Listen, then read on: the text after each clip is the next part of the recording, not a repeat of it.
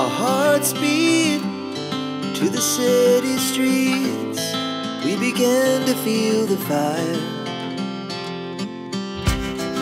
We rise like tall buildings as the chemicals they take us higher.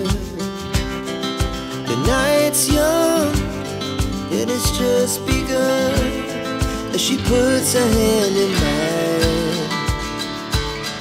We wanna chase the night, wanna dance to the light.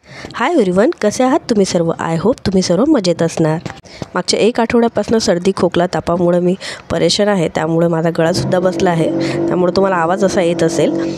आणि वरती थोडं काम पण सुरू आहे वरच्या फ्लॅटमध्ये, त्यामुळे तुम्हाला ड्रिलिंग मशीनचा सुद्धा आवाज येत असेल. तर आजच्या व्हिडिओची सुरुवात करते मी सकाळच्या ब्रेकफास्टपासून. तर सकाळी ब्रेकफास्टमध्ये मी आज उपमा बनवलेला होता आणि आता इथे उपमा रेडी झाला आहे. सर्वात शेवटी उपमामध्ये थोडीशी साखर आणि वरून जर 1 चमचा तूप घातलं तर उपमा खूप सॉफ्ट बनतो आणि जास्त वेळपर्यंत सॉफ्ट राहतो आणि चवीलासुद्धा छान लागतो. आणि आता नाश्ता वगैरे करून झाला आहे आणि इथे रुद्रांशला आता ग्रेप्स खायचे होते, म्हणून त्याला मी एका बाउलमध्ये ग्रेप्स काढून देत आहे. बट जेव्हा ग्रेप्स खाण्यापूर्वी मी काय करते, एका पाण्यामध्ये ग्रेप्स बुडवून ठेवते 10 मिनटासाठी. त्यामध्ये सॉल्ट टाकून ठेवते आणि त्यानंतर ते वॉश करून खायला देते. त्यामुळे काय होतं, जे घशामध्ये जे इचिंग आहे ते होत नाही आणि पिकवताना जे काही केमिकल्स यूज केल्या जातात ते सुद्धा बऱ्यापैकी त्यावरून निघून जातात.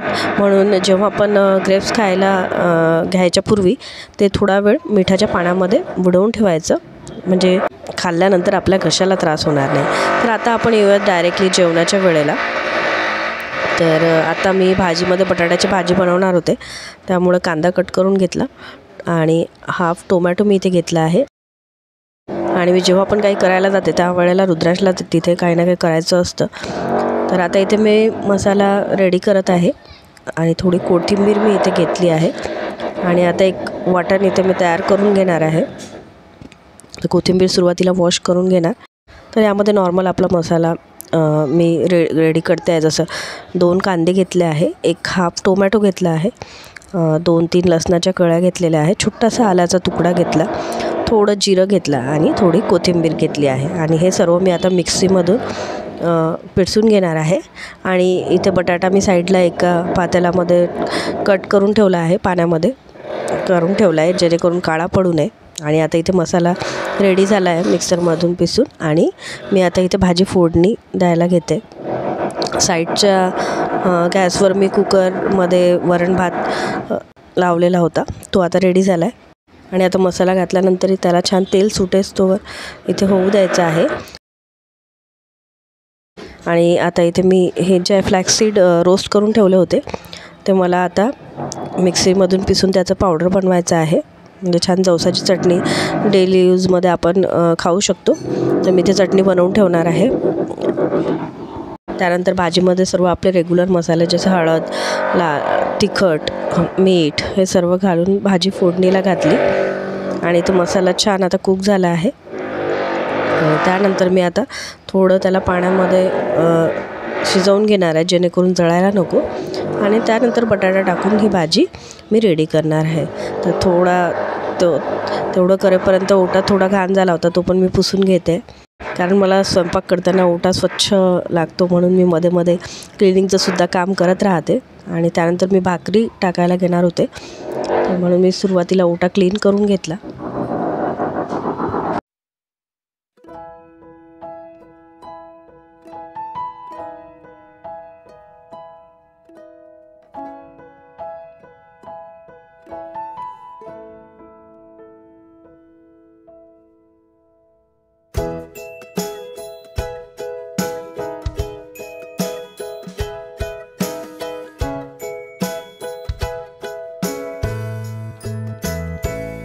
तर यावेळी काय झालं, पीठ दळून आणलेलं नव्हतं, म्हणून मी रेडीमेडच पॅकेट आणलं होतं, त्याचीच भाकरी बनवायला घेतली. बट काय होतं, जेव्हा आपण पॅकेटची ज्वारीचं पीठ यूज करतो त्यावेळेला ते पीठ थोडं जाडसर राहतं, त्यामुळं तेवढं ते बाइंड होत नाही आणि भाकरीला थोडंसं ड्राय होते ती भाकरी.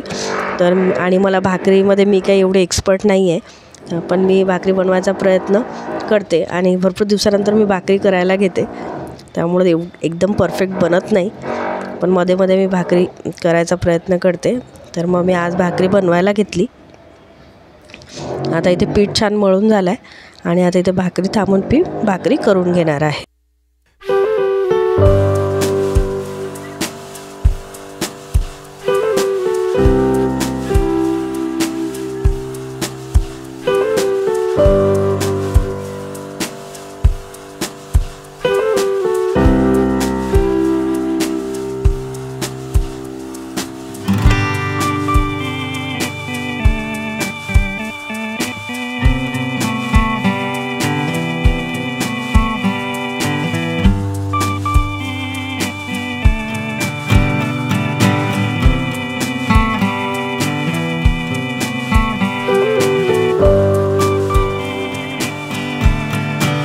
आणि इथे झाली आपली पहिली भाकर रेडी. थोडी जळाली आहे, बट काय माणूस करता करता शिकतो.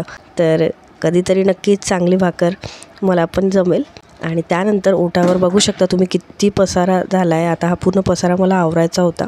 इकडे हजबंडला मी जेवायला दिलं होतं, तर डाळ भात वगैरे काढून ठेवला होता बाहेर, आणि आता ते सर्व मी आवरून घेणार आहे.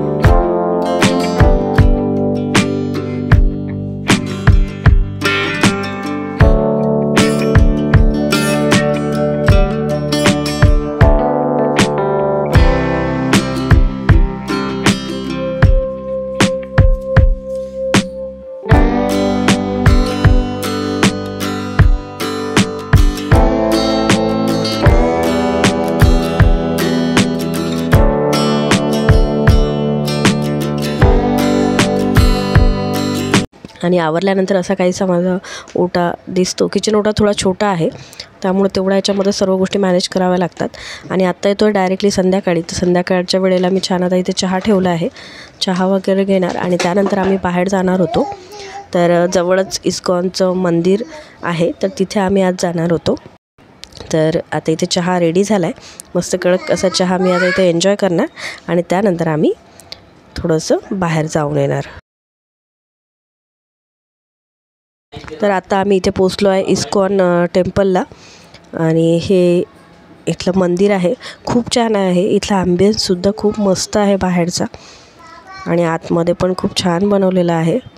बाहेरून मंदिर बघू शकता तुम्ही किती छान पद्धतीने डेकोरेट केलेलं आहे. आणि इथे छान भगवद्गीता वगैरे बुक्स विकायला होते. आणखी पण स्पिरिच्युअल काही बुक्स होते तिथे ठेवलेले. आणि आत्ता तुम्हाला छान राधाकृष्णाचं इथे मी दर्शन करवते. तर ही आहे त्यामधीलच राधाकृष्णाची मूर्ती. खूप छान वाटतं, मस्त मन प्रसन्न होतं पण मंदिरामध्ये आल्यानंतर. तर इथे आम्ही दर्शन घेतलं.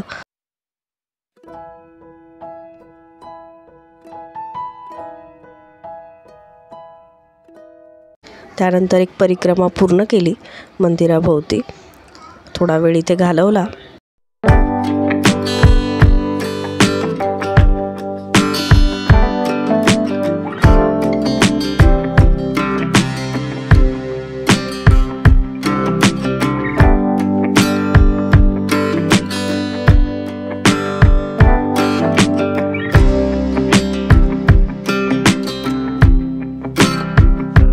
तर आज प्रसादामध्ये इथे दाल खिचडी होती आणि सोबत केळी दिली होती. तर रुद्रांसाठी त्यांनी केळी दिली आणि आम्ही इथे खिचडीचा प्रसाद घेतला आणि त्यानंतर आम्ही घरी जाण्यासाठी निघालो.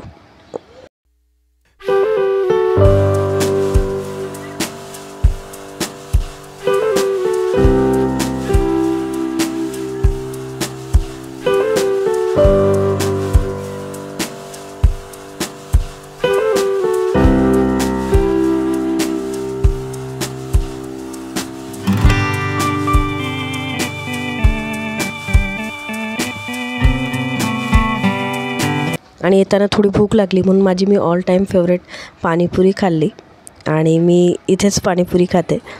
आणि त्यानंतर मी तर पाणीपुरी खाल्ली होती, पण रुद्रांश आणि आशिषला भूक लागली होती म्हणून त्यांच्यासाठी मी भेळ बनवायला घेतली आल्यानंतर.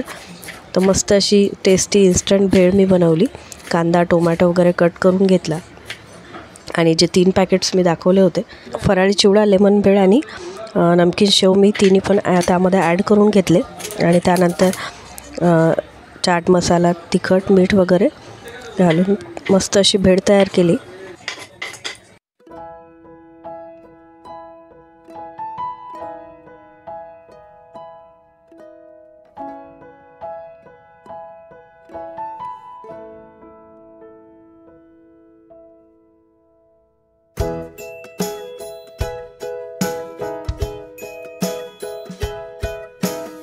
सर्वात शेवटी त्यावर छान कोथिंबीर टाकली आणि इथे मस्त अशी भेळ आता रेडी झाली आहे. तर आजचा व्हिडिओ मी इथेच थांबवते. कसा वाटला तुम्हाला आजचा व्हिडिओ मला कमेंट करून नक्की सांगा. आवडला असेल तर लाईक करा, शेअर करा, सबस्क्राईब करा. परत भेटूया नवीन अशा व्हिडिओमध्ये. तोपर्यंत बाय बाय.